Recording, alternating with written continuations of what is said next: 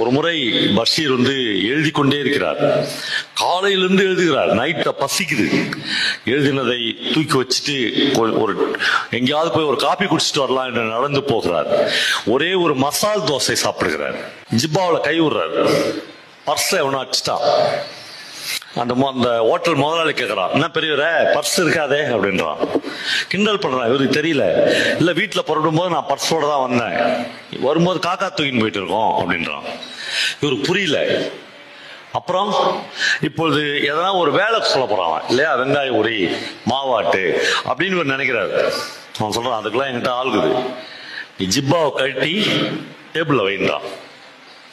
அப்புறம் வேட்டி அவுத்து வைன்றான். பஷீர் அந்த நிகழ்ச்சியை பற்றி எழுதும் போது எழுதுகிறார், நான் திரும்பி பார்த்தேன், ஒரு 100 பேர் அந்த ஹோட்டல்ல சாப்பிட்டுறாங்க.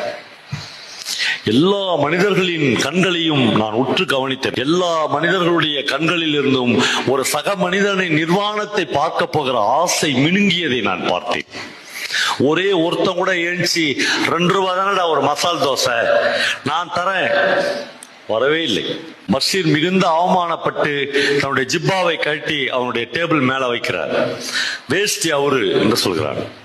அவர் வேஷ்டியை அவுக்கிற போது யாரோ ஒருத்தர் தெருவில் இருந்து உள்ள நுழைறான். இரு இரு இரு இரு பெரியவர வேஷ்டி அவுக்காத என்று சொல்கிறான். வேஷ்டி அவுக்காத, நீ கொடுப்பேடா நாய காசு நான் தரேன். 2 ரூபாயை எடுத்து அந்த இவர்கிட்ட கொடுத்து அவருடைய ஜிப்பா எடுத்து நீ போட்டுக்க பெரியவர என்று சொல்கிறான். ஒரு மனிதனை அவமானத்திலிருந்து மீட்பது மாதிரி ஒரு சக மனிதனுக்கு இந்த உலகத்தில் பெருமிதம் வேறு எதுவுமே இல்லை. வெளியே வந்தோடனே அவன் பஷீரை பார்த்து சொல்றான், என்ன பெரியவர ஜாக்கிரதையா இருக்கணுமா, திருட்டு பையன் ஊராயிடுச்சு இந்த ஊரு, இந்த பாரு இதுல உன் பர்ஸ் எது என்று ஒரு 20 பர்ஸ் எடுத்த காமிக்கிறான். பஷீர் சொல்றாரு, என் பர்ஸ் அவன்கிட்ட தான் இருந்துச்சு, நான் எடுக்கவே இல்லையே.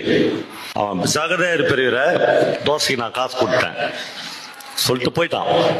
அவர் அடுத்தது எழுதுறாரு. அதான் ஒரு எழுத்தாளனுக்குரிய இடம். அவர் எழுதுறாரு, பர்சனலா எடுக்க வேணாம், அவன் பேர் கேட்கணும்ல, கேட்க மாட்டேன். அதனால் என்ன, அவன் பெயர் அறம் என்றோ அல்லது கருணை என்றோ இருக்க வேண்டும் என்று சொல்றார். இப்போ ஒரு பிட்பாக்கெட் அடிக்கிற திருடனை பார்த்து உன் பேர் அறம் அல்லது கருணை என்று இருக்க வேண்டும் என்று சொல்லுகிற தைரியம் இந்த உலகத்தில் பிரதம மந்திரி கூட இருக்கார், எழுத்தாளனுக்கு மட்டும்தான் இருக்கு.